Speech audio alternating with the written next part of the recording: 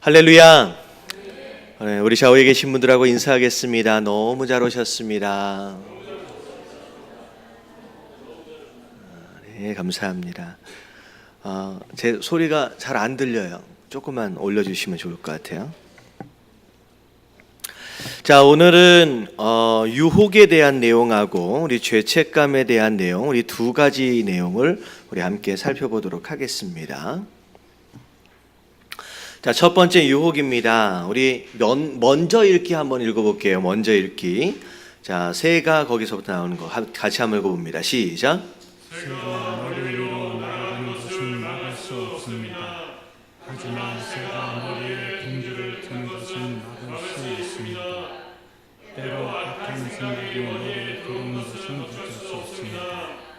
그러나 그것이 상상의 공로로 넘어가도록 방치하는 순간을 통해 죄를 짓는 것입니다. 유혹이 뭐냐라고 하는 거에 대해서 우리가 좀 알려고 할 때 어떻게 보면 이 내용이 적절한 예일 것 같아요.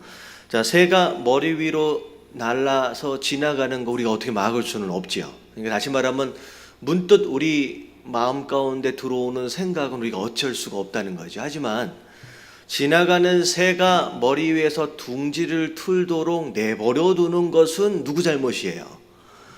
자기 잘못이라는 거죠. 들어온 생각을 그게 꼬리에 꼬리를 물어서 우리 삶으로 연결되어질 수 있도록 방치해 놓는 것은 우리 잘못이다라는 거죠. 자, 그래서 유혹에 대해서 이렇게 좀 설명을 좀 하면서 시작을 하겠습니다. 자, 우리의 머릿속에는 한시도 쉼 없이 이 생각 저 생각이 일어납니다. 그중 어떤 것은 신자로서는 생각도 할 수 없는 죄악된 것들이 있습니다. 하지만 보통 이런 생각들은 너무도 강해서 실제로 우리를 그런 죄 속에 빠뜨릴 때가 많습니다. 때문에 우리를 당황하게 하고 혐오하게 만듭니다. 이와 같은 유혹의 정체는 무엇일까요? 어떻게 해야 그 유혹에서 우리가 승리할 수 있을까요? 자, 유혹의 정체가 뭐냐? 자, 유혹의 주연은 누구예요? 유혹의 주연. 사단이죠. 사단이에요. 그래서 유혹의 주연은 온 천하를 미혹하는 자 곧 사단입니다 라고 했어요. 그래서 요한계시록 12장 9절 말씀 같이 한번 읽어봅니다. 시작. 그 명령에 쫓기니 옛뱀 그 마귀라고도 하고 사탄이라고도 하며 온 천하를 꿰는 자 그가 땅으로 내쫓기니 그의 사자들도 그와 함께 내쫓기니라. 자, 사단에게 있어서 여러 가지 좀 이름들이 좀 있어요. 자, 큰 용이 내어 쫓겼다. 자, 용이라고도 비유가 되어지고요. 자, 그리고 옛날 뱀. 왜 옛날 뱀이다라고 얘기하느냐? 어느 시절을 의미하는 거예요? 아담과 하와 있었을 때 선악과를 따먹도록 유혹했을 때의 그 옛뱀이라고 하는 그런 단어로도 이름으로도 쓰여집니다. 그리고 또 마귀라고도, 그리고 사단이라고도 이제 불리어졌다. 그리고 온 천하를 꿰는 자다라고까지 불리어진 자입니다. 근데 그가 어디로 내쫓겼어요? 땅으로 내어 쫓겼다라고 하는 것은 우리가 살고 있는 이 세상으로 내어 쫓겼다라는 거죠. 그래서 우리가 살고 있는 이 세상의 삶 안에서 언제나 그 유혹하는 자, 꿰는 자가 우리의 삶에서 꿰고 유혹할 수 있다는 거죠. 그리고 자, 내어 쫓기니 그의 사자들도 그와 함께 내쫓기니라. 그래서 그의 사자들이다라고 하는 것을 우리가 이제 어떤 단어로도 쓰게 되냐면 악한 영이다라고도 이야기를 하고 또 뭐라고도 또 이야기를 하냐면요, 귀신이라고도 이야기를 합니다. 귀신. 우리가 옛날서부터 귀신을 받느니 못 받느니 뭐 하면서 그런 얘기들을 하잖아요. 그 옛날에 우리 한국 전통적인 어떤 그런 이제 문화 안에서는 귀신을 뭐라고 생각했느냐? 죽은 자의 영혼이라고 생각을 했어요. 죽은 자의 영혼. 근데 여러분들 성경을 잘 들여다보면 죽은 자의 영이 이 세상을 떠돌아다닐 수 있어요? 없어요? 없죠. 그러니까 이 세상에 떠돌아다니는 이 귀신의 정체는 죽은 자의 영혼이 아니에요. 죽은 자의 영혼이 아니에요. 그냥 뭐냐면 여기서 나오는 것처럼 그의 사자들, 사단이 천사로 있었을 때 함께하던 그 사단을 따랐던 그 천사들, 이제 함께 쫓겨난 거죠. 그래서 그 쫓겨났던 그 천사들이 바로 귀신 되어지고 악한 영이다라고 불려지게 되는 거죠. 근데 이제 간혹 가다 보면 우리 할아버지, 우리 할머니 옛날에 억울하게 죽은 사람의 목소리도 내기도 하고 막 그러잖아요. 근데 그건 뭐냐면 악한 영은 죽지 않아요. 심판받기 전까지 계속 사는 거죠. 그렇기 때문에 그때 그 할아버지를 알고요. 그때 억울한 그 사람에 대해서 아는 거예요. 그러니까 어떻게 하는 거예요? 우리를 미혹하게 하기 위해서 그 사람들을 이제 흉내를 내는 것이죠. 그럼 실제로 그런 목소리를 내든 그래서 그 죽은 사람이 영혼이구나 우리가 이제 오해하거나 착각할 필요가 없다는 거죠. 지금 계속 웅웅 울리고 있어요. 하울링을 좀 잡아주시면 좋을 것 같아요. 자, 유혹의 주연이 그래서 사단이고, 그리고 그를 쫓는 그 악한 영이다라고 생각하시면 되겠고요. 자, 유혹의 조연이 누구냐? 자, 세상 그리고 육신입니다. 세상, 육신. 그래서 우리가 살고 있는 이 현장 자체가 사단이 유혹하게 되는 배경이 되는 거고요. 우리가 죄를 지음으로 말미암아 이제 타락해 버린 우리 육신이 이제 유혹해 오게 되는 빌미가 되어지는 상황이 된다라고 생각하시면 되겠죠. 그래서 사단은 보통 세상과 육신이라는 통로를 통해서 우리를 유혹합니다. 자, 그래서 세상은 뭘 얘기하고 있느냐? 같이 한번 읽어볼게요. 시작. 세상이란 우리가 사는 이 땅을 의미하는 것이 아니라 점점 더 쾌락적이고 이기적이고 교만한 방향으로 흐를 수밖에 없는 세상의 보편적인 흐름을 의미합니다. 예, 세상의 보편적인 흐름, 그래서 세상의 풍조라고도 얘기하잖아요. 바람이 부는 것처럼 파도가 치는 것처럼. 그래서 이 세상은 부분적으로 좀 좋아지는 듯 하지만 사실은 결론으로 이야기하면 어디를 향하여 가고 있느냐? 멸망을 향하여 가고 있는 이제 그런 흐름 안에 있다라고 하는 것이죠. 자, 그리고 요한일서 2장 16절을 보면 이렇게 육신에 대해서 이렇게 얘기하고 있습니다. 다 같이 한번 읽어볼게요. 시작.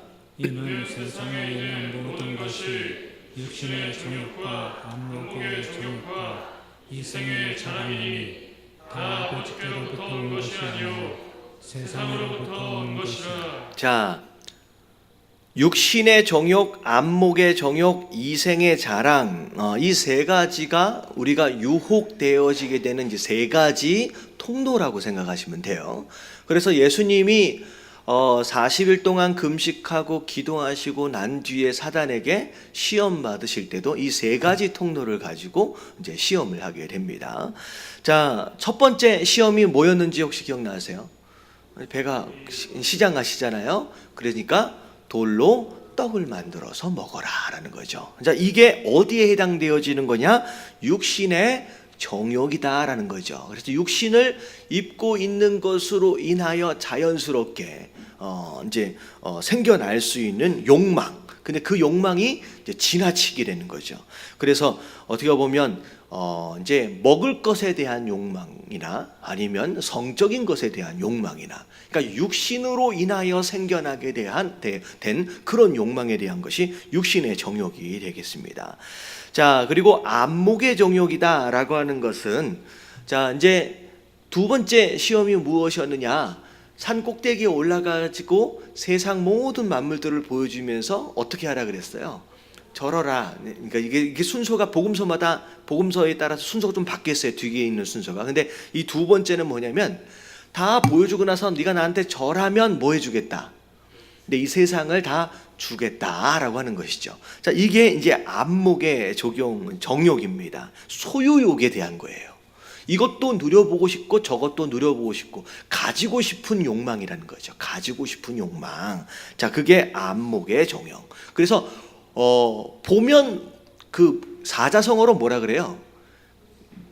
보면 속 욕심이 생긴다 그러잖아요. 견물생심.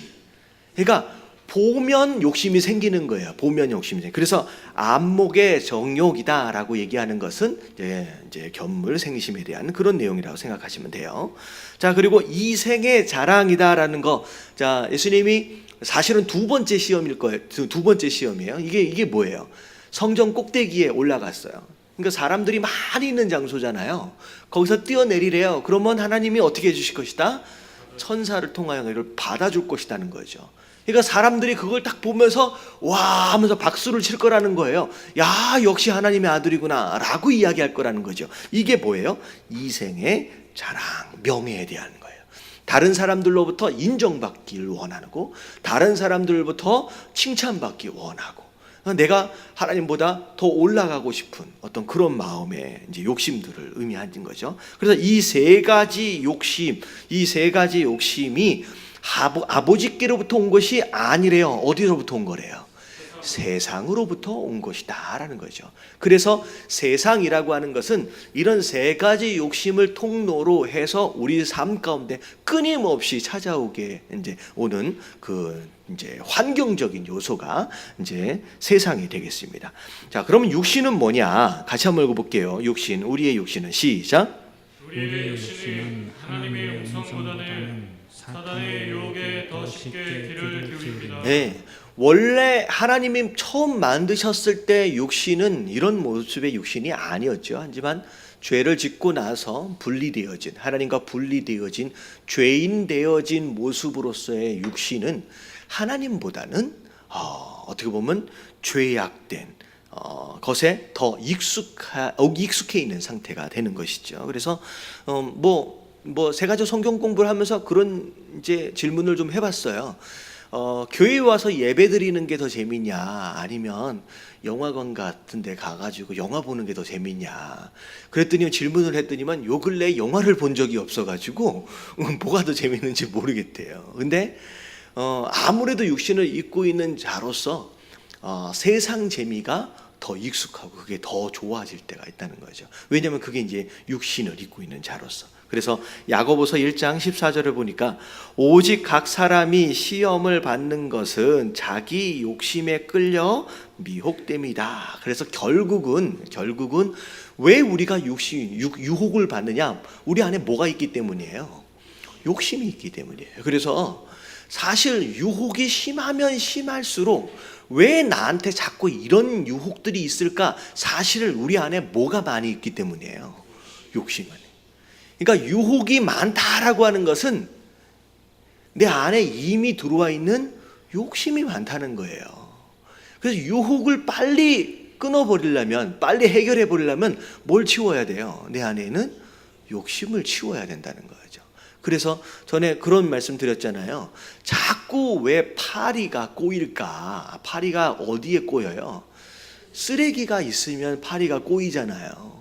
계속 파리를 쫓으려고 애를 쓰지 말고 자꾸 파리를 끌어모으고 있는 쓰레기가 뭔지를 빨리 찾아야 되는 거예요. 그걸 빨리 제거하면 파리는 굳이 거기에 있어야 할 근거를 잃어버린다는 거죠. 자연스럽게 떠날 수 있다라고 하는 거죠. 그래서 우리 안에 치워야 할 쓰레기는 바로 우리 안에 바로 이런 욕심과 같은 것이다라고 하는 것이죠. 그래서 이제 조연되어지는 게 이 세상과 우리의 육신이 자꾸 우리로 하여금 유혹에 넘어가도록 만드는 것들이라는 거죠.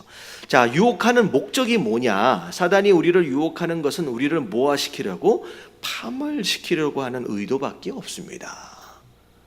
그래서 요한복음 10장 10절 말씀 다 같이 시작.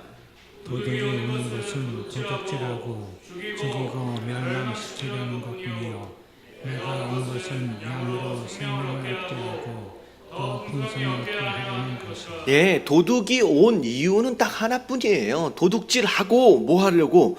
죽이고 멸망시키기 위해서 오는 것이다라는 거죠. 결국은 사단은 유혹하는 이유가, 목적이 분명해요. 우리로 하여 우리 안에 있는 좋은 것을 도둑질해 가는 거예요. 사단이 우리 안에 도둑질 해갈 만한 것이 뭐가 있을까요? 우리 안에 가장 소중한 게 뭐예요? 우리 안에 가장 소중한 게 무엇일까? 뭐 이건 뭐 출제자가 의도적으로 만들어낸 문제니까 뭐 답하기가 쉽지는 않을 거예요. 그냥 제 마음이니까 우리 안에서 가장 소중한 게 뭘까? 비슷한데요. 우리가 무엇으로 구원을 받아요? 저는 우리 안에 가장 소중한 게 뭐라고 얘기를 생각해 봤느냐면 믿음이라고 생각해요. 그러니까 유혹했다라고 하는 것을 유혹하는 것으로 말미암아 우리 안에 뭘 빼앗아가기 위해서? 믿음을 빼앗아가기 위해서. 그러니까 유혹에 넘어간 것을 우리가 시험 들었다라고 얘기하잖아요. 시험 들었다라고 하는 것은 곧 뭘 의미하느냐? 우리가 믿음을 잃어버린 거예요. 믿음을 잃어버린 거예요. 그러니까 사단이 온 이유는 뭐냐면 우리 안에 심겨져 있는 가장 소중한 거. 그렇잖아요. 아니 도둑이 들어와 가지고 별 볼 일 없는 거, 집에 있는 신문지 쌓아놓은 거 들고 나가는 사람이 어디 있겠어요. 소중한 거 가지고 나겠죠. 가장 소중한 그 믿음을 돌아간다 그러잖아요. 훔쳐가는 거예요. 그리고는 우리 안에 있는 믿음이 훔쳐졌다, 도둑질 당했다, 그러면 그때부터는 무슨 일이 벌어져요? 그러면 그냥 자연스럽게 죽음과 멸망의 길로 갈 수밖에 없는 상황이 되어버린다라는 거죠. 그래서 사단이 우리를 유혹하는 이유는 바로 이런 것들을 위한 것이다라는 거죠. 자, 그래서 그렇게 나서 2번을 보니까 유혹하는 단계가 있어요. 어디서부터 들어오기 시작하느냐? 자, 4가지 단계. 제일 먼저 유혹하는 생각이 눈과 귀와 입을 통해 머리 안에 들어옵니다. 그래서 제일 먼저 유혹해오는 1단계가 뭘 먼저 유혹해와요? 생각을 먼저 유혹해오는 거예요. 근데 생각은 자연스럽게 생기지 않아요. 무엇을 통하여 들어와요? 여기 나오는 것처럼 눈, 귀, 입이다 라고 얘기했어요. 자, 어떻게 보면 우리가 보고 있는 것과 듣고 있는 것으로 인하여서 우리 안에 슬며시 들어오게 됩니다. 그러니까 우리가 뭘 보고 있고 뭘 듣고 있느냐라고 하는 것이 굉장히 중요해요. 왜냐하면 우리가 듣는 것을 따라 믿음이 생기고 심지어 또 우리가 보는 것을 따라 믿음이 생길 수밖에 없어요. 여기서 말하고 있는 이 믿음은 하나님을 향한 믿음이 아니라 일반적인 믿음이에요. 자, 그래서 우리가 말씀을 자주 보고 말씀을 자주 들으면 우리 안에 어떤 믿음이 생기느냐? 하나님을 향한 믿음이 생겨요. 근데 세상의 부정적인 것에 대한 것만을 보고 세상의 부정적인 것에 대한 소리만을 들으면 우리 안에 뭐에 대한 믿음이 생겨요? 세상에 부정적인 믿음이 생길 수밖에 없다는 거죠. 그래서 우리가 보는 것과 듣는 것을 가려야 하는 이유가 뭐냐면 이 2가지 통로로 인하여서 우리의 생각 안으로 유혹이 들어오기 때문이다라는 거죠. 근데 우리가 잘 생각해 보면 우리가 말씀을 듣고 말씀을 보는 시간이 더 많아요? 아니면 세상의 것들을 듣고 보는 시간이 더 많아요? 네, 세상의 것들이 훨씬 더 많다는 거예요. 그러니까 영적으로 싸워서 이기는 것 자체가 만만한 게 아니다라는 것이죠. 자, 그래서 첫 번째는 눈과 귀로 인하여서 생각을 공격해 온다는 거죠. 자, 그 다음에 어디로 가요? 이것을 물리치지 못한다, 이것을 그대로 방치해 두게 되면 그게 어디로 와요? 우리의 마음 가운데 들어와요. 그래서 이게 밑에 가면 꽈리를 튼다 그러잖아요. 뱀이 우리 안에 들어와서 여기가 편하구나 라고 하는 마음으로 이제 생각의 꽈리를 틀기 시작하는 거. 여기서부터는 누가 책임져야 돼요? 여기서부터 우리가 책임지는 거예요. 사실은 보는 것과 듣는 것을 가리는 것도 사실 되게 중요해요. 근데 거기에 실패를 했다라고 한다면 들어온 생각을 빨리 여기서 끝내야 되는데 이게 우리 마음 가운데서 뱀이 꽈리를 트는 것처럼 꽈리를 틀도록 내버려 두고 방치하는 것은 여기서부터 우리의 책임이 커진다는 거죠. 자, 그 다음에 그 마음에 들어온 생각이 어떻게 돼요? 3번째 단계를 가보면 실행에 옮기고 싶은 무슨 마음이 생겨요? 욕망이 생겨요. 이미 자리를 잡아버린 거죠. 그래서 어제 저녁에 누구한텐가 이런 얘기를 들었어요. 서운한 얘기를 들었어요. 그러면 그 이야기가 밤에 자면서 잠이 와요, 안 와요?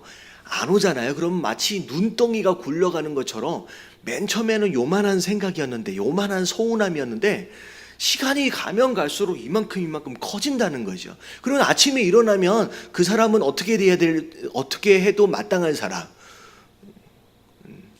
어떻게 보면 요만한 서운함. 그래서 내가 맨 처음에는 가서 똑같이 욕해주고 싶었는데 그게 점점 커지다 보니까 한 대 가서 때려줘야지 속 시원할 것 같아요.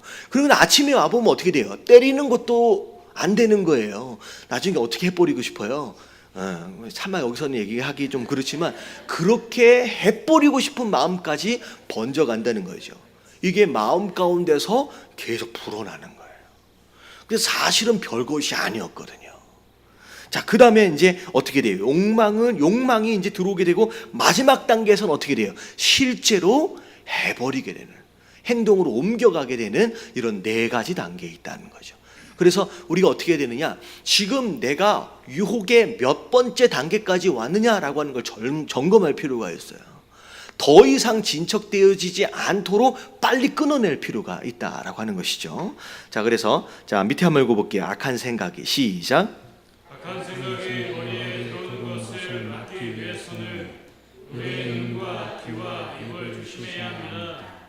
하지만 죄악된 세상에서 악한 생각이 머리에 들어오는 것을 100% 막을 방법은 없습니다. 자, 100%는 아니지만 어느 정도 노력은 할 수 있어요. 어떻게 하면? 듣는 것과 보는 것을 가려내는 것으로 통하여서. 자, 그리고 시작. 그리고 이런 생각이 들어오는 것 자체는 죄가 아닙니다.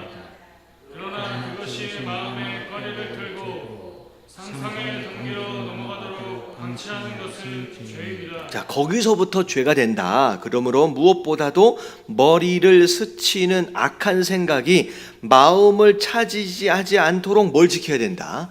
마음을 지켜라.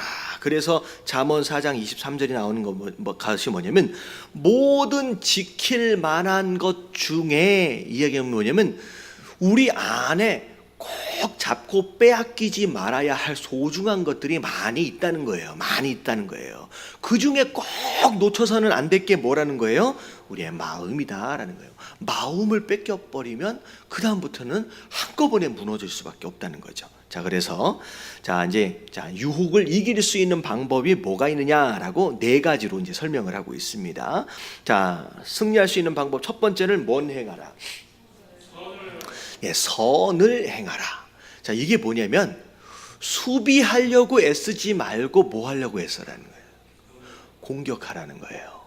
왜냐하면 나는 죄를 짓지 말아야지라고 결단하고 아무것도 안 하고 있으면 되느냐? 그게 아니라는 거예요. 이게 이제 결정적인 실수가 이제 중세 시대 때 죄를 아무리 해도 지울 수밖에 없잖아요. 세상에 살다 보니까. 그래서 아예 세상에 살면 안 되겠구나라고 해가지고 어디로 올라가 버렸어요? 수도원으로, 산으로 올라가서 수도원을 만들어버린 거예요. 그래서 그들끼리 믿음 좋은 사람들끼리만 모여 살고 세상과 동떨어진 어떤 환경 가운데 살면 우리가 죄를 짓지 않겠구나라고 생각했는데 성공했어요? 실패했어요? 실패하는 거예요. 왜냐하면 죄를 짓도록 만드는 조연이 무엇하고 무엇이라 그랬어요?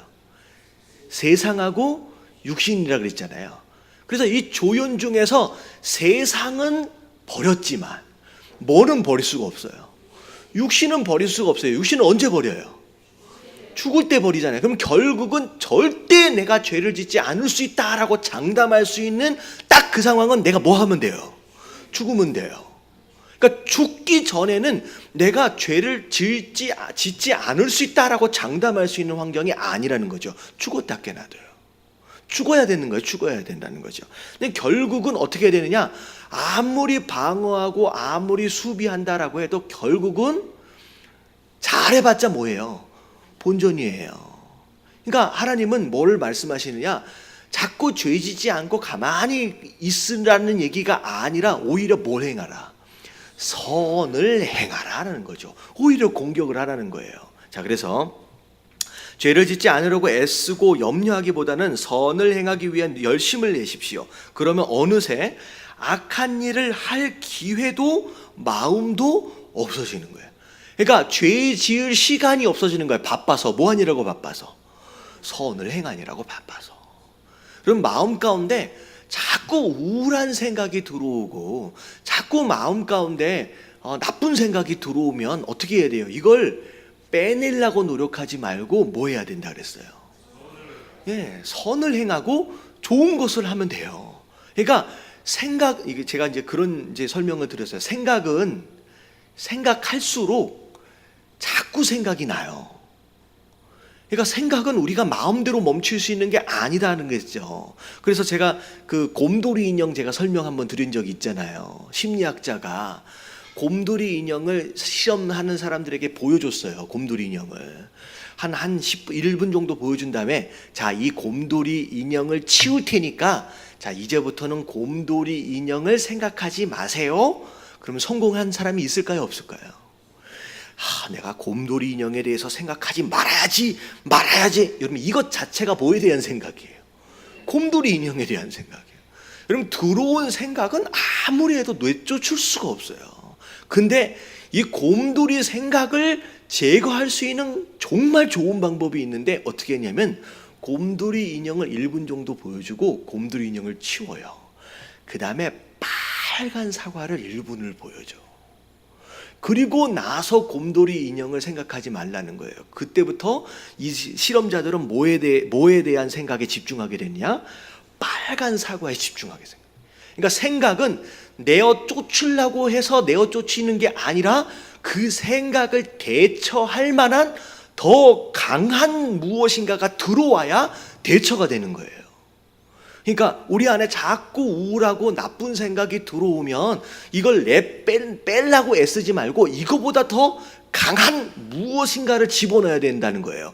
뭘 집어넣으라 그런 거예요 지금? 하나님의 말씀, 그리고 선한 행위, 이런 이 선행을 통하여서 우리 안에 이 선한 것을 담아내는 과정을 통하여 자연스럽게 빠져나갈 수 있도록 해야 한다는 거죠. 그래서 지금 그 얘기를 하는 거예요. 그래서 자, 창세기 4장 7절 말씀 같이 한번 읽어볼게요. 시작. 내가 선을 행하면 어찌 낯을 들지 못하겠느냐.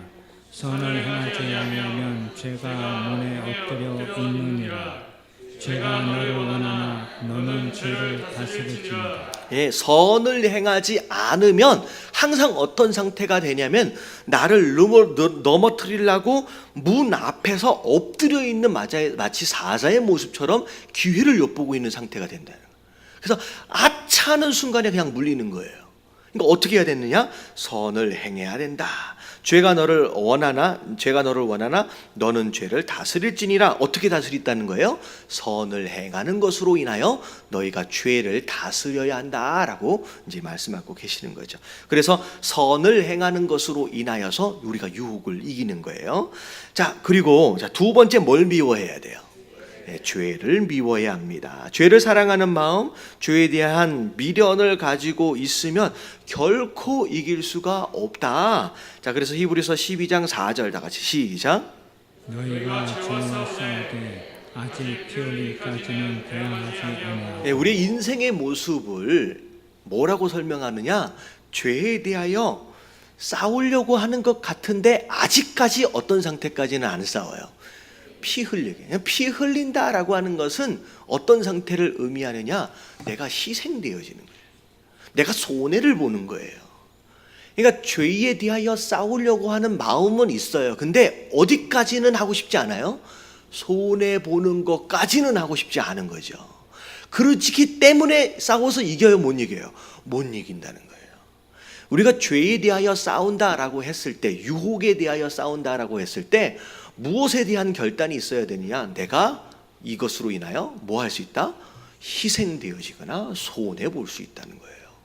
여러분, 그럴 각오가 없다라고 한다면 절대 이길 수가 없다라고 하는 것이죠. 자, 그래서 죄에 대한 미워하는 마음이 생겨야 되는데 사실 죄에 대하여 미워하는 마음이 생기려면 죄에 대한 대가가 얼마나 지긋지긋한지에 대한 경험이 없으면 이 미워하는 마음이 생기기가 쉽지가 않아요. 무슨 얘기인지 아시겠죠? 애들 보세요. 뜨거운 게 얼마나 아픈지를 경험해 본 아이들이 아니면요 불을 무서워하지 않습니다. 근데 조금이라도 데워본 적이 있는 아이는 이 불의 무서움을 아는 거예요.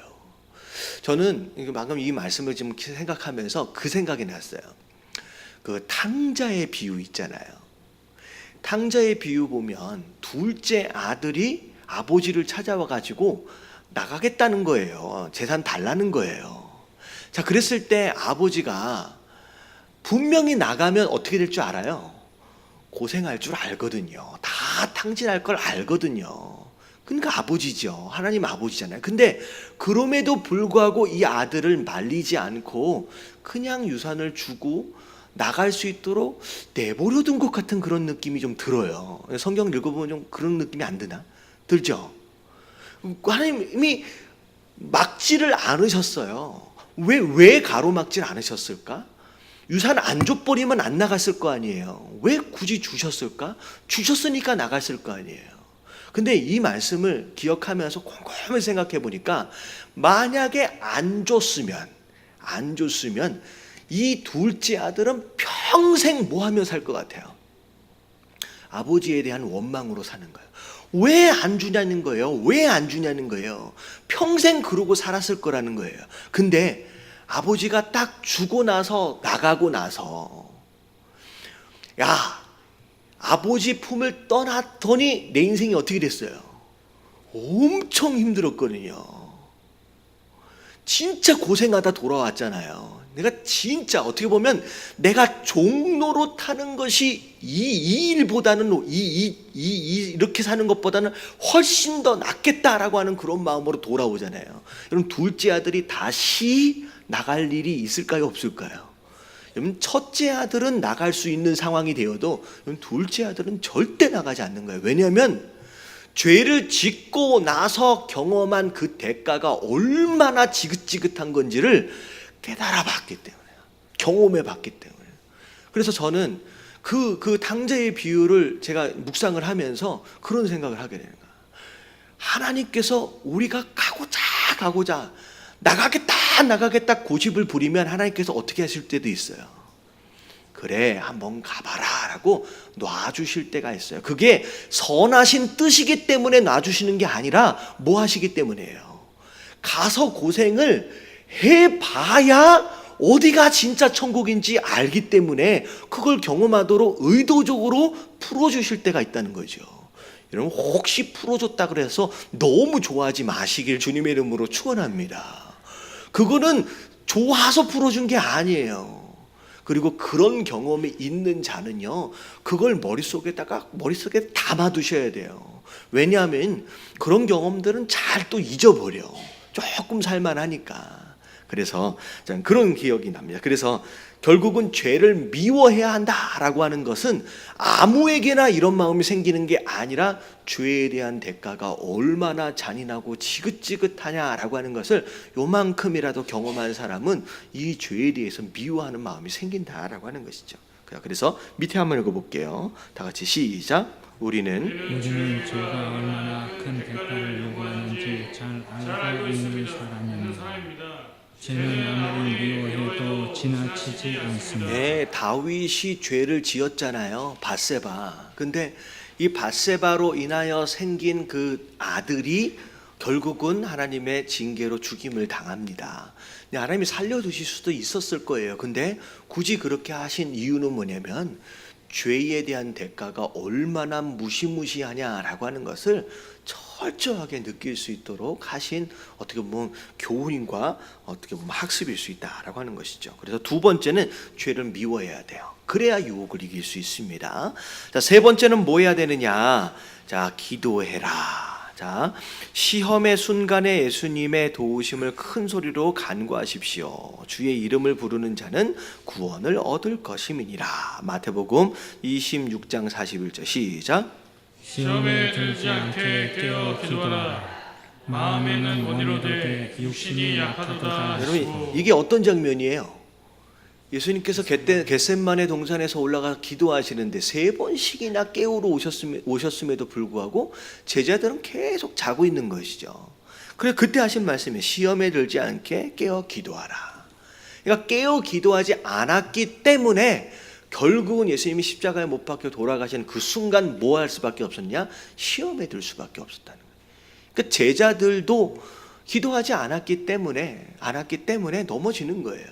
근데 신기하게 기도하는 걸 그렇게 못했던 제자들이요, 사도행전에 와보면 전도를 하러 다닐 때마다 항상 뭐 하는 장소를 찾아요? 기도할 장소를 찾아요. 그래서 이 지역에서 이 지역으로 옮기면 회당을 찾습니다. 뭐 하기 위해서? 기도하기 위해서. 그러니까 베드로나 사도 바울도 마찬가지고 신라도 마찬가지고 사도들이 그걸 아는 거예요. 기도하지 않으면 아무리 뭘 해도 쓰러지고 넘어질 수밖에 없다는 걸 아는 거죠. 그래서 어느 장소를 가든지 기도할 장소를 먼저 찾는 일이 그들의 우선순위였다라고 하는 거죠. 기도하지 않으면 쓰러지니까, 시험 드니까. 그래서 여러분 시험 들라고 마음이 싹 들어오면 자, 어떻게 해야 되느냐? 기도하셔야 돼요. 근데 신기하게 시험이 확 들어오려고 하면 제일 하기 싫은 게 뭐예요? 기도예요. 여기 이게 딜레마예요. 그러니까 시험에 들지 않으려면 기도해야 되는데 시험에 들라고 이게 상황이 만들어지면 제일 하기 싫은 게 기도예요. 그래서 기도는 평상시에 뭐 해야 된다? 훈련해야 돼요. 시험에 들 상황이 되어져서는 절대 기도 못해요. 평상시에 기도하는 훈련을 해놓지 않으면요, 시험 들을 때쯤 기도하지 않게 된다는 거죠. 자, 4번 다 같이 한번 봅니다. 승리하는 예수님에 대한 믿음을 사용하라. 자, 같이 한번 읽어볼게요. 시작. 사탄을 향해 강자의 위치에 서십시오. 예수님이 사탄에게 이기는 것이 당연한 것처럼 승리하신 예수님을 믿는 우리도 당연히 이기게 되어 있습니다. 네. 이미 승리하신 예수님을 바라보는 믿음이 굉장히 중요합니다. 왜냐하면요, 이게 어떤 개념이냐면, 여러분들 그 영화를 보면 주인공이 막 뭐라 그래, 이쪽에서 폭탄도 터지고 저쪽 막 총알도 막 날라오는데 요리조리 막 피해 다니잖아요. 근데 결론이 나기 전까지는 이게 주인공이 어떻게 될지에 대해서 조마조마해요. 주인공이 죽을지 안 죽을지를 잘 모르잖아요. 근데 이 영화를 한 번 본 사람, 그래서 주인공이 끝까지 나는 절대로 안 죽는다라고 하는 걸 이미 아는 사람은 그 영화를 보면서 조마조마하면 이건 정신병자지요. 그렇잖아요. 이미 살을 것이다라고 하는 것을 알고 있는 상황 가운데서, 그러니까 우리가 어떻게 보면 내가 어떻게 될지도 모른다라고 하는 조마조마한 상황 가운데서 우리가 뭘 바라보면 되느냐? 이 모든 영화의 스토리의 끝에는 누가 이미 이기셨다. 예수 그리스도가 이미 이기셨다는 거예요. 그리고 나는 그 예수 그리스도에 어디 있어요? 그분 안에 있다라고 하는 것을 믿으면요, 우리가 비록 조마조마한 이런 상황 안에서도 사실은 우리가 두려워하지 않을 수 있다라고 하는 것이죠. 그래서 요한일서 5장 4절부터 5절까지를 보면, 자, 다 같이 한번 읽어볼게요. 시작. 무릇 하나님께로부터 난 자마다 세상을 이기느니라. 세상을 이기는 승리는 이것이니 우리의 믿음이니라.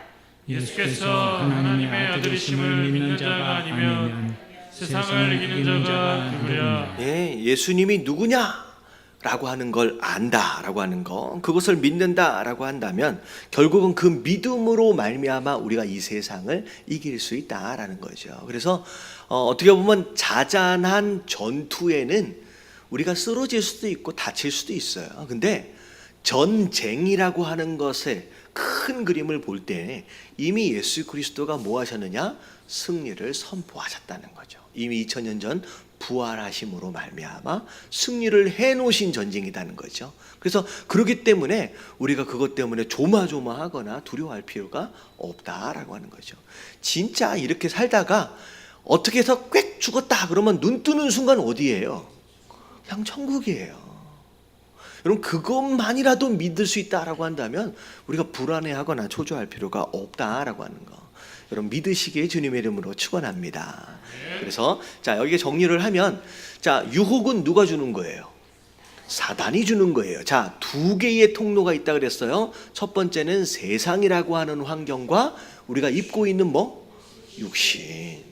자, 그래서 세상을, 환경을 통하여 끊임없이 우리를 유혹해 오고, 육신을 입고 있는 상황 가운데서 육신의 정욕, 안목의 정욕, 이생의 자랑이라고 하는 이 세 가지 통로로 인하여 끊임없이 공격해 온다라고 하는 거죠. 근데 유혹하는 중요한 목적, 결국 뭐 하려고 하는 거예요?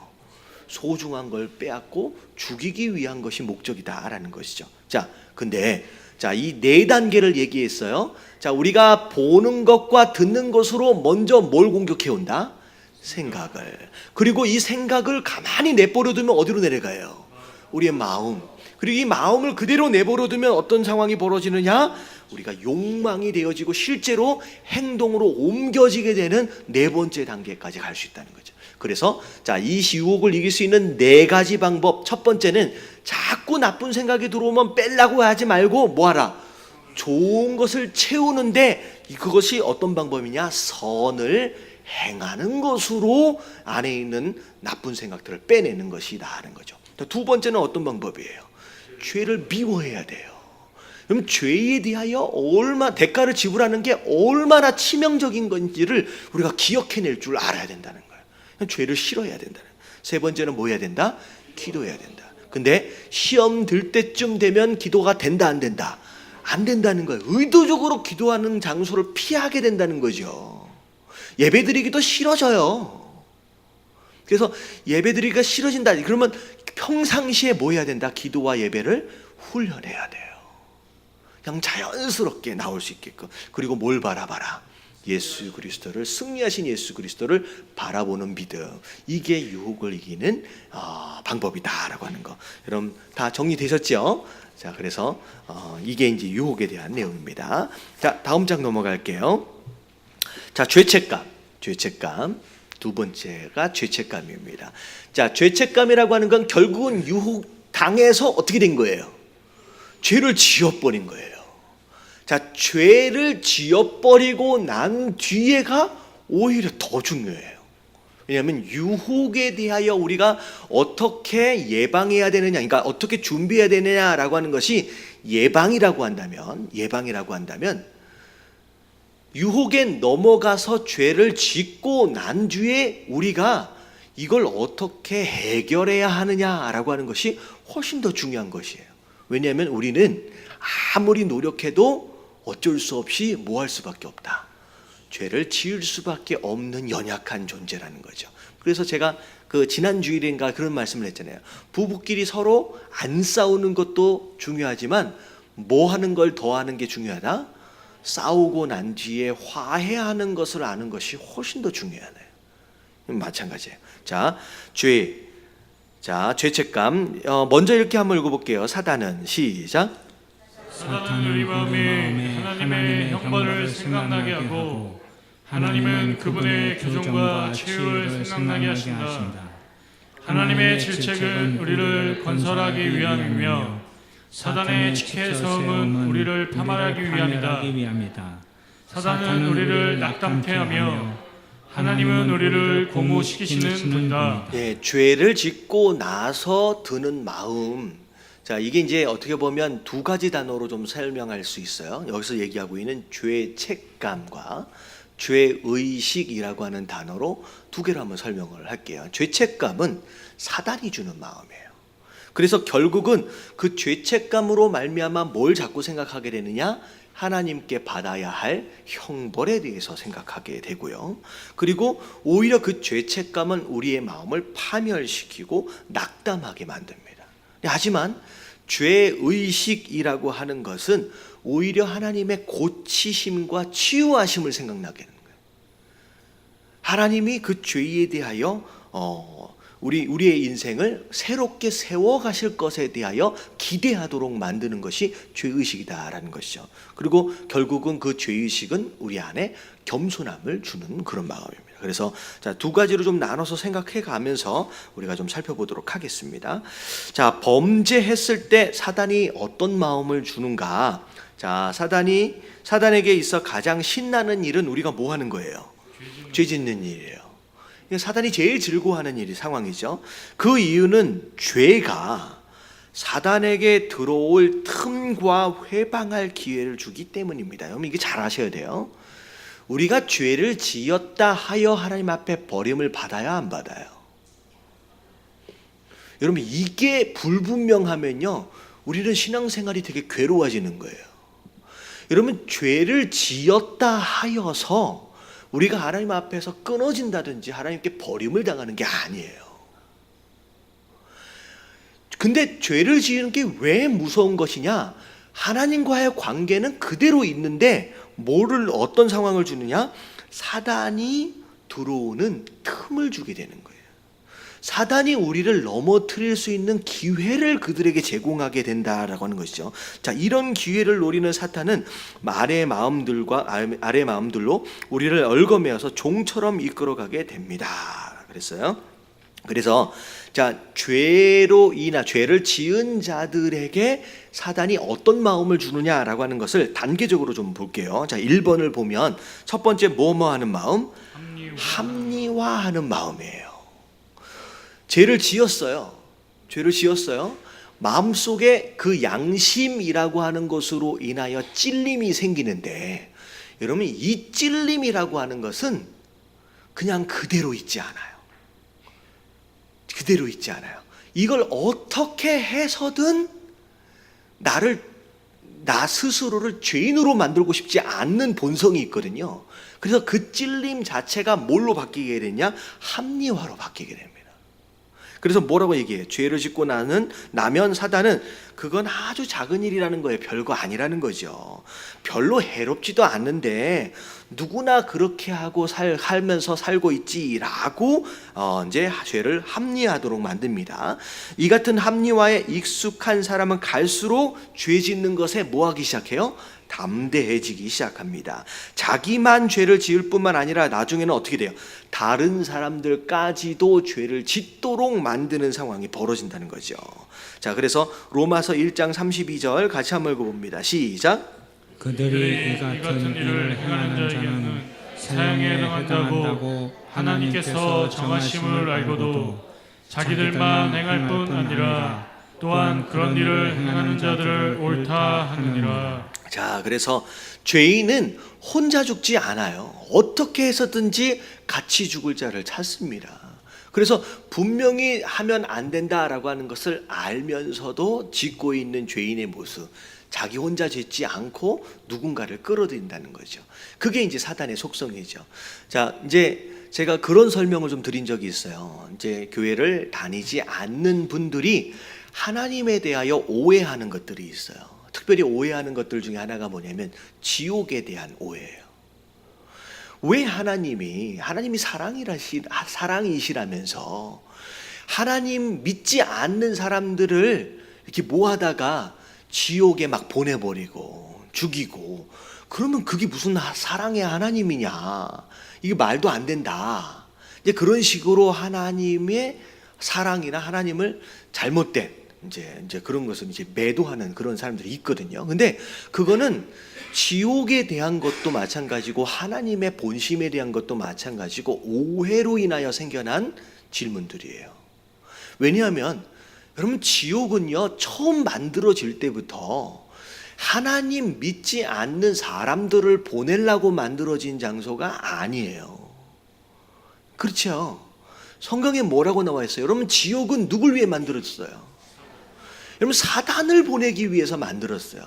타락한 천사 이 사단을 가두어 두기 위하여 만들어 놓은 장소가 사단이에요. 그래서 일정 기간 동안에 자기네들 세상인 것처럼 돌아다니지만 이제 시한부예요. 어느 순간 심판이 이루어질 때는 이 사단과 그 악한 영들은 다 어떻게 돼요? 이 무저갱이라고 얘기하고 있는 이 지옥에 다 갇히게 되어 있어요. 사람을 위해 만들어 놓은 장소가 아니에요. 근데 사단은 자기가 어떻게 될지를 알아요. 운명을 알아요. 자기가 어떻게 될지에 대해서. 갇혀서 이제 끝장날 거를 알거든요. 근데 사단의 속성이 뭐라 그랬어요? 혼자 죽진 않는다는 거예요. 그래서 누굴 꼬인 거예요? 사람을 꼬인 거예요. 그래서 사람을 꼬여서 영적으로 자, 진 자는 이긴 자의 뭐가 된다? 종이 되는 거예요. 그래서 에덴 동산에 있을 때 그 사원학과 사건으로 인하여 영적으로 누가 져버렸어요? 아담과 하와가 사단한테 져버렸어요. 그래서 종 되어버렸어요. 그 순간 무슨 상황이 벌어졌느냐? 아담과 하와를 비롯한 모든 인생이 다 누구 소속이 되어버렸느냐? 사단 소속이 되었어요. 그래서 마지막 결론 심판 때 사단이 지옥에 갇힐 때 사단에게 속해 있는 모든 것들이 함께 딸려 들어가는 거예요. 그래서 그냥 우리 인생이 덩달아 따라 들어가게 생긴 거예요. 그러니까 하나님이 나 안 믿는다고 지옥을 막 보내고 있는 게 맞아요, 틀려요? 아니다라는 거죠. 그게 아니라는 거죠. 여러분, 이래서 사단이 그런 속성이에요. 혼자 죽긴 싫은 거예요. 그래서 죄인들도 혼자 죽기 싫어요. 그래서 반드시 누군가를 만들어서 같이 죄짓게 만들어야 돼요.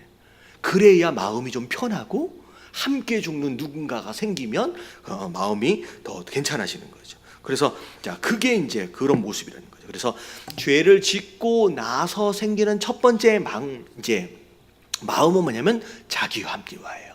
괜찮다는 거예요. 남들도 다 그렇게 한다는 거죠. 그리고 덩달아 무엇까지 다른 사람들까지도 괜찮아 해보니까 별거 아니야 라고 끌어들이는 바로 그런 모습. 자, 그리고 근데 이제 두 번째가 뭐냐면 조금이라도 양심이 있는 사람들이 자, 어떤 마음을 갖느냐? 그릇된 죄책감을 갖습니다. 자, 밑에 한번 읽어볼게요. 시작. 사탄이 제대로 된 신자에게 즐겨 심어주는 마음은 그릇된 죄책감입니다. 네, 제대로 된 신자라고 표현하고 있잖아요. 그래도 나름대로 신앙생활을 열심히 해보려고 노력하는 사람들, 그러니까 자기 합리화에 빠져서 괜찮아 해보려고 저질러버리는 사람은 대책이 이제 없는 사람이고, 마음 가운데 이러면 안 되는데 라는 마음을 갖는 사람에게 사단은 뭘 던져주냐면 죄책감이라고 하는 걸 던져준다는 거죠. 자, 그래서 시편 51편 7절 뒤에 부분 한번 읽어볼게요. 시작. 내가 또 들으니 하늘에 큰 음성이 있어 이르되 이제 우리 하나님의 구원과 능력과 나라와 또 그의 그리스도의 권세가 나타났으니 우리 형제들을 참소하던 자 곧 우리 하나님 앞에서 밤낮 참소하던 자가 쫓겨났고. 예, 참소라고 하는 단어가 어떻게 보면 사단이 가장 많이 하는 이제 그런 모습입니다. 그래서 죄 지은 것에 대하여 끊임없이 지적하는 거예요. 정죄하는 거예요. 비판하는 것이죠. 자, 그래서 사단은 자, 우리의 죄에 대해 우리의 양심에 끊임없이 고발을 한다는 거예요. 너 죄인이지. 너 죄 지었지. 너 또 죄 지었지. 이렇게. 자, 하나님의 용서에도 불구하고 우리를 속이고 정죄합니다. 그 결과 자신은 결코 용서받을 수 없는 죄인이며 하나님께서 결코 자신의 기도도 들어주시거나 자기를 사용하시지 않을 거라는 부정적인 확신을 갖게 만든다라고 하는 것이죠. 그래서 성경을 보면 하나님께서 사용하신 자들을 보세요. 죄 짓지 않는 깨끗한 자들만을 골라서 사용하셨느냐? 그렇지 않아요. 심지어 사용받고 있는 상황 가운데에서도 죄를 지우는 것이 우리의 모습이라는 거죠. 그래서 우리로 하여금 잘못된 생각과 잘못된 믿음을 심어준다라고 하는 거예요. 자, 그리고 나서 자, 3번을 보면 자, 어떤 생각까지를 이제 하게 되냐면 그릇된 대가를 지불해야 한다고. 자, 죄를 지었다라고 했을 때 두 가지 반응이 있다 그랬어요. 후회하는 사람이 있고 회개하는 사람이 있다 그랬어요. 자, 후회와 회개의 가장 큰 차이가 뭐냐? 둘 다 내가 지은 죄에 대하여, 내가 저지른 실수에 대하여 뉘우치는 마음이 둘 다 있어요. 후회라고 하는 단어와 회개라고 하는 단어. 근데 후회라고 하는 단어는 그 뉘우침 플러스 그 죄에 대한 대가를 자, 누가 해결하려고 그래요? 자기가 해결하려고 그래요. 그게 후회하는 인생의 모습입니다. 근데 중요한 건 뭐냐면 자기가 아무리 해결하려고 그래도 해결이 돼요, 안 돼요? 안 돼요. 왜냐하면 죄의 싹은 사망, 죽음이에요. 다시 말하면 목숨을 내어놓는 것으로만 해결되어질 수 있기 때문에 우리가 스스로 해결할 수 있는 문제가 아니라는 거죠. 그러니까 후회는 결국 어디로 가는 거냐? 멸망으로 가는 거예요. 근데 회개는 후회랑은 달라요. 뉘우침 플러스 그 죄에 대한 모든 것에 대한 것을 자 누구에게 가지고 나가는 거예요? 하나님께 가지고 나가는 거예요. 이 죄에 대한 해결, 이 죄에 대한 대가에 대한 문제를 스스로 해결하려고 애를 쓰는 게 아니라 하나님께 가지고 나아가는 바로 그것이 바로 후회와 이 회개의 큰 차이라는 거죠. 자, 그래서 제가 언제 한번 이런 말씀 드린 적이 있어요. 그 제가 전에 들은 말씀이에요. 전에 들은 말씀인데 어떤 의사 선생님이 병원 문을 닫게 생겼는 거예요. 왜 병원 문을 닫게 생겼느냐? 그러니까 사모님, 그러니까 그 의사 선생님의 와이프가 둘 다 이제 교회를 다니는데 교회에 와가지고 이제 셀 모임 하면서 하시는 얘기가 서로 나누는 얘기가 무슨 얘기냐면 못 살겠다는 거예요. 남편 때문에. 왜 못 살겠냐? 병원에 그 환자가 왔을 때 가난해 보이면 그냥 치료비를 안 받는데요. 그냥 안 받아버린대요. 되게 착한 의사처럼 보이잖아요. 그러니까 주변에 있는 사람들은 그 아내 그 집사님을 이해를 못해. 왜냐면 너무 좋은 남편을 뒀잖아요. 가난해 보이면 막 공짜로 다 치료해주고 막 그러니까.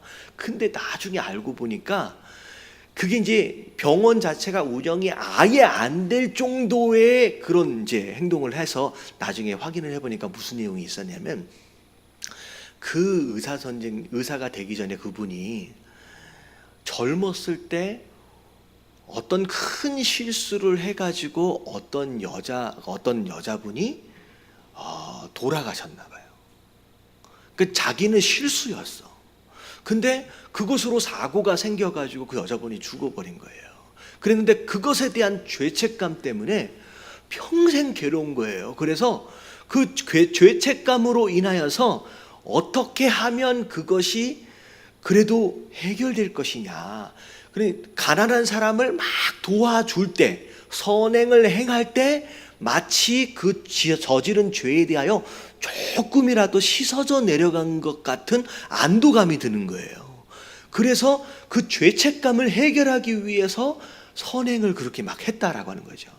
물론 선행을 한 건 아름다운 것이기도 하지만 그 선행을 한 목적 자체가 그 죄책감을 해결하기 위한 것이었다라고 한다면 여러분 이건 건강한 모습이 아니라는 거예요. 여러분 그렇게 해서 해결이 될 수 있는 게 아니라는 거죠. 아무리 선행을 해도 그 마음 가운데 후회와 뉘우침은 없어지지가 않는 거예요. 그러니까 우리가 그렇게 해결할 수 있는 것이 아니다라고 하는 거 어떻게 돼요? 죄에 대한 문제를 우리가 안고 갈 수 있는 게 아니에요. 어떻게 해야 돼요? 하나님께 드려드려요. 수고하고 무거운 짐진 자들아 다 내게로 오라라고 했을 때 거기서 이야기하고 있는 짐은요, 우리 인생들이 대표적으로 짊어지고 가고 있는 짐의 두 가지 종류가 첫 번째가 뭐예요? 근심과 걱정의 짐이고요, 죄에 대한 짐이에요. 이 죄책감에 대한 짐을 스스로 지고 가서는 안 된다라고 하는 거죠. 이걸 내려놔야 된다는 거예요. 그래서 그릇된 대가를 지불해야 된다라고 하는 그런 착각. 죄책감에 빠진 신자들에게 사단이 주는 마음은 스스로 자기 죄에 대한 대가를 지불하고 다시는 범죄하지 않음으로 하나님께 화해하겠다는 마음. 자, 화해하겠다라고 하는 그 마음은 좋은 거지만, 자, 범죄하지 않는 것으로 화해하겠다라고 하는 것 자체는 잘못된 생각이라는 거예요. 왜냐하면 범죄하지 않을 수 있어요, 없어요? 없어요. 이거 자체가 불가능한 거라는 거죠. 자, 어떻게 하면 그 방법이 좋아 보일 수도 있다. 그러나 우리가 이처럼 자기 의지와 노력으로 죄 문제를 하려고 할 때에는 마치 뭐에 들어가는 사람처럼, 늪에 빠져들어가는 사람처럼 큰 좌절과 자기 혐오에 빠질 수밖에 없습니다라는 거죠. 자, 진짜 이를 악물고 노력해가지고 진짜 죄를 안 지었다라고 한번 생각해 보세요. 그러면 하나님과 화해가 될까요, 안 될까요? 여러분, 오히려 그것 자체가 하나님과의 담을 쌓는 무엇이 되어지냐? 교만의 죄가 돼버려요. 이게 더 무서워지는 거예요. 그러니까 하나님하고 화해를 하겠다고 이를 악물고 노력했는데 오히려 자기 의가 되어져서 그것이 교만이 되어지고 결국 교만은 하나님과 우리 사이에 뭐가 돼버려요? 담벼락이 돼버려요. 그러면 오히려 하나님하고 더 멀어져 버린다는 거죠. 근데 했는데 안 된다라고 한다면 뭐에 빠져요? 좌절과 자기 혐오에 빠져. 나는 아무리 해도 안 되는구나, 이런 존재밖에 안 되는구나. 그래서 사실 이 같은 생각의 근저에서는 자기 의와 교만이 들어올 수밖에 없다라고 하는 것이죠. 그래서 사단이 주는 마음이에요. 자, 사단이 주는 마음 세 가지. 첫 번째는 뭐 하는 거예요? 자기 합리화. 그래도 된다. 두 번째는 어떻게 해요? 죄책감. 세 번째는 뭐예요? 이걸 어떻게 해서든 내가 지불해야 한다라고 하는 착각에 빠지도록 만든다는 거죠. 자, 그러면 여기까지가 후회예요. 자, 회개하는 삶을 살려면, 올바로 대처하려면 어떻게 해야 되느냐? 범죄했을 때 하나님이 주시는 마음. 자, 1번 다 같이 뭐예요? 통회하는 마음이에요. 통회하는 마음이에요. 그래서 자, 하나님은 먼저 우리가 하나님께 죄를 미워하시는 것, 하나님께서 죄를 미워하시는 것처럼 우리도 죄를 미워하고 진심으로 아파하기를 원하신다.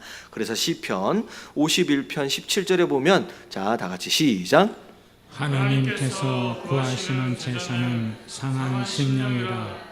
하나님이여, 상하고 통회하는 마음을 주께서 멸시하지 아니하시리라. 네, 상하고 통회한다라고 해가지고 여러분 기도하다 보면 그런 기도들이 있어요. 막 울면서 막 기도하는데 잘 들어보면 신세 한탄하는 기도 있잖아요.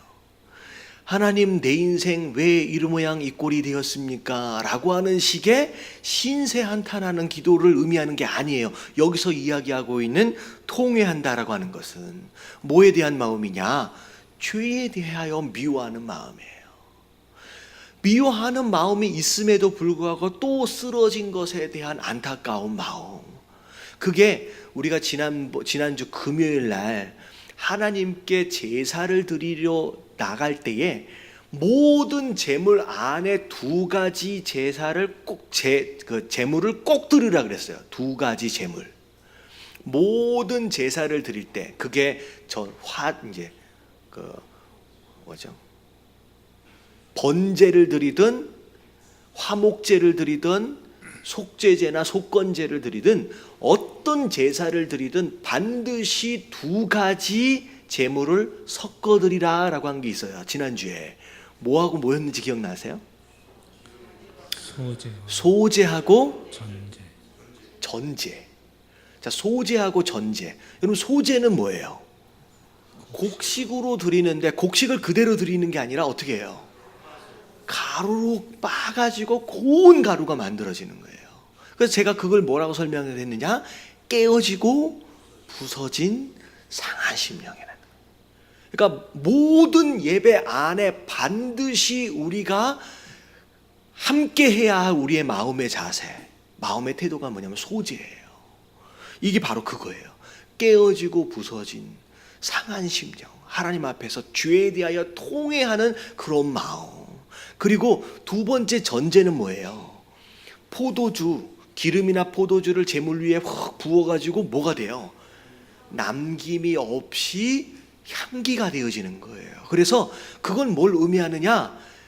예배를 너무 잘 드리면 예배 드림 그 자체가 내 안에서 뭐가 된다?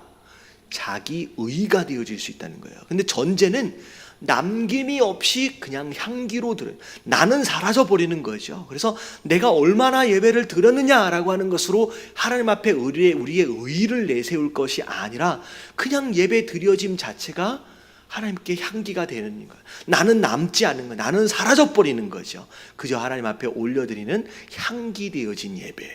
그게 전제의 모습이라는 거죠. 그래서 지금 여기서 얘기하고 있는 게 바로 소재에 대한 내용. 깨어지고 부서진 상한 심령, 그게 예배 안에 있어져야 할 가장 기본적인 태도라는 거죠. 자, 그래서 죄를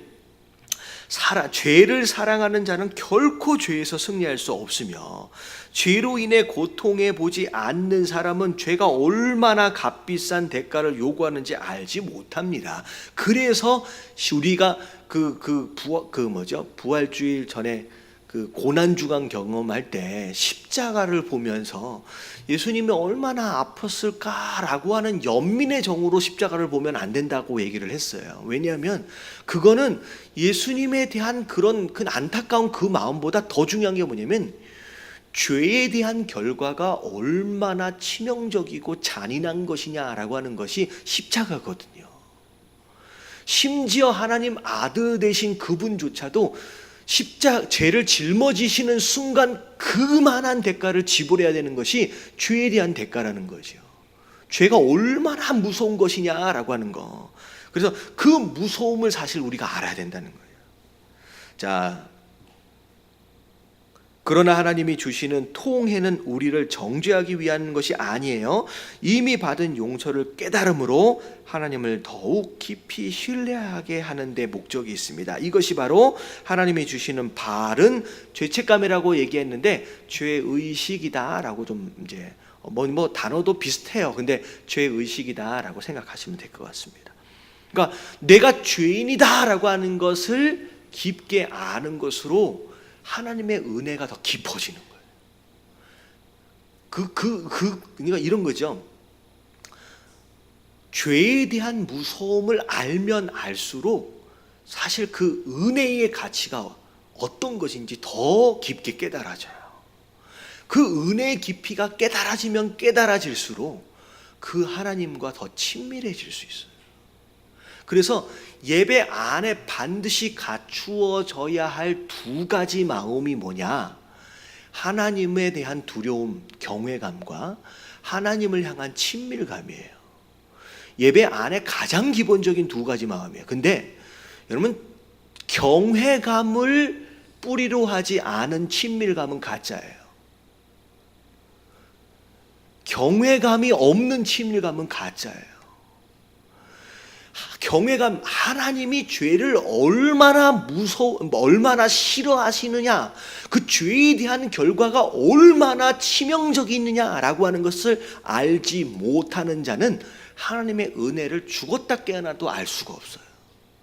그 하나님의 은혜를 알지 못하는 자가 하나님과 가까워질 수 있다라고 하는 것은요, 이건 불가능한 일이에요.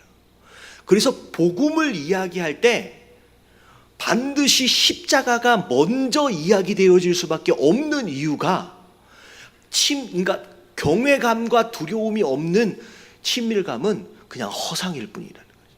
그래서 복음 안에 십자가를 이야기하지 않는다라고 하는 것은 교묘하게 포장되어진 가짜예요. 그래서 지금 여기서 얘기하겠는 게, 죄가 얼마나 무서우냐라고 하는 것을 아는 자만이 더 하나님께 친밀해질 수 있어요. 그래서 진짜 치명적인 죄를 지어 봤었기 때문에 가장 하나님하고 가까웠던 사람이 누구예요? 그게 다윗이에요. 내가 어떤 죄를 용서받았다라고 하는 것을 다윗만큼은 알거든요. 그러니까 다윗이 하나님에 대해서 그렇게 친밀해질 수 있는 이유가 그 하나님에 대한 두려움 때문에, 경외감. 그래서 시편을 잘 읽어보면요, 시편 다윗이 쓴 시 안에서는 친밀감만 있지 않아요.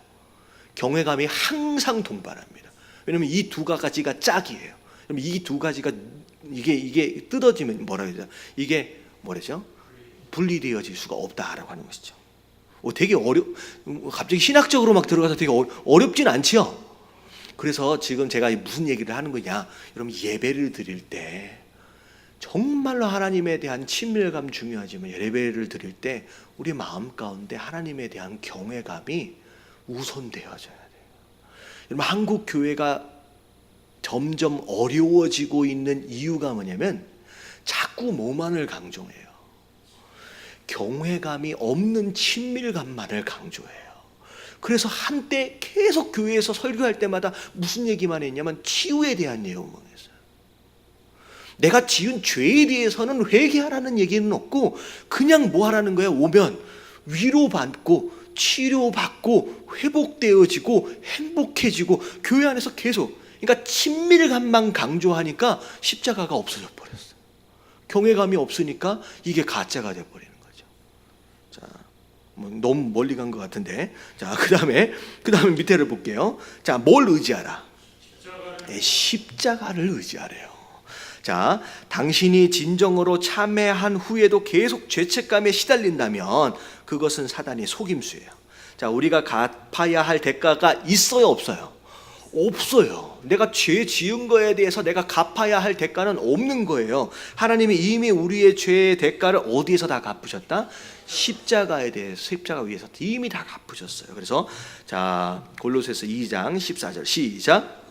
우리를 거스리고 불리하게 하는 법조문으로 쓴 증서를 지우시고 제하여 버리사 십자가에 못 박으시고. 예, 법조문이라고 하는 것은 이러이러한 죄를 지으면 이렇게 벌을 받을 것이다 라고 나와 있는 율법의 내용을 자, 뭐 해버리셨대요? 지워버리셨대요.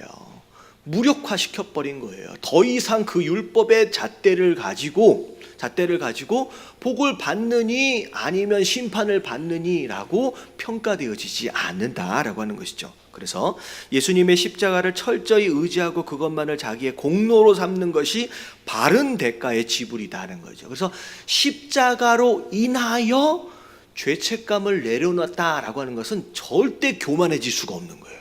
왜냐하면 내가 해결한 게 아니잖아요. 그러니까 철저하게 겸손해질 수 있다는 거죠.